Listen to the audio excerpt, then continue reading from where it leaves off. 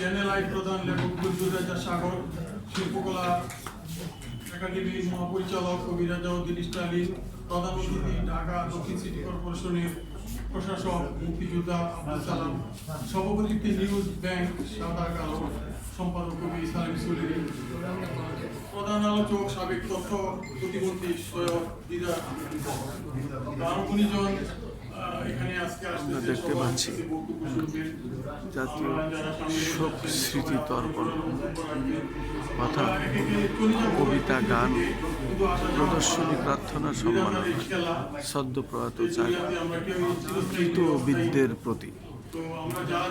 আমি খন্দকার মাসুদুজ্জামান, জাতীয় press club প্রথম থেকে আমরা এটা সঙ্গে থেকে আমরা কাজ করছি, যেহেতু আমাদের পেশাগত দায়িত্ব সহ যেহেতু প্রত্যেকের সাথেই আমাদের সুসম্পর্ক ছিল।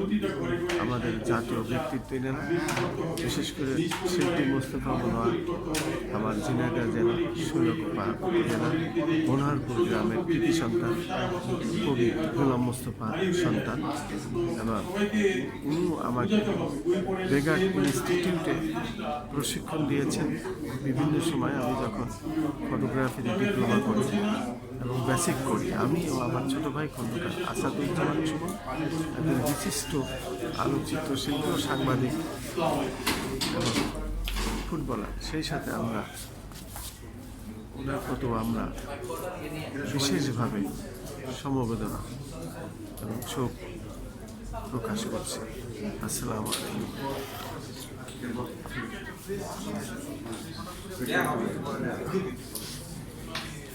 আমাদের অতিথিরা একে একে আসছেন।